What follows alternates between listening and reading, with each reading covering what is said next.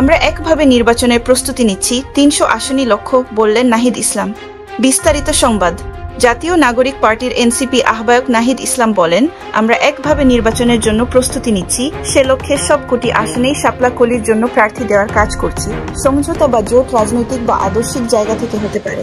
জুলাই সংস্কারের দাবিগুলোর সঙ্গে যদি কোনো দল ঐক্যবদ্ধ বা সম্মতি প্রকাশ করে, সেক্ষেত্রে জোটের বিষয়টি বিবেচনা করা হতে পারে, কিন্তু আমরা এখন পর্যন্ত একভাবে এগোচ্ছি।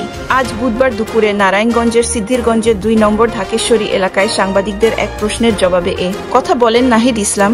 এর আগে তিনি সেখানে জুলাই আন্দোলনে আহত হয়ে চিকিৎসাধীন অবস্থায় নিহত গার্মেন্টসের নিরাপত্তাকর্মী গাজী সালাউদ্দিনের পরিবারের সঙ্গে সাক্ষাৎ করেন।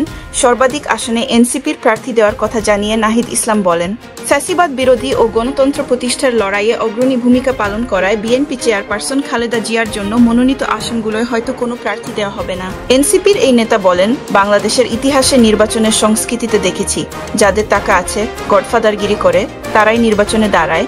আমরা সেই সংস্কৃতিকে চ্যালেঞ্জ করতে চাই।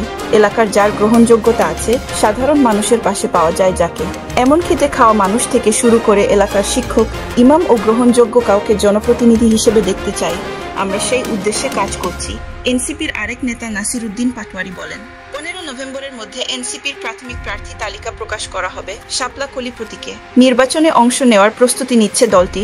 জুলাই আন্দোলনে আহত গাজী সালাউদ্দিনের মৃত্যু প্রসঙ্গে নাহিদ ইসলাম বলেন, তিনি আন্দোলনের সাহসী সৈনিক ছিলেন। গত বছরের ১৯ জুলাই জালকুড়ি এলাকায় গুলিতে আহত হয়ে গলায় স্প্লিন্টার বিদ্ধ ও তার একটি চোখ ক্ষতিগ্রস্ত হয়েছিল।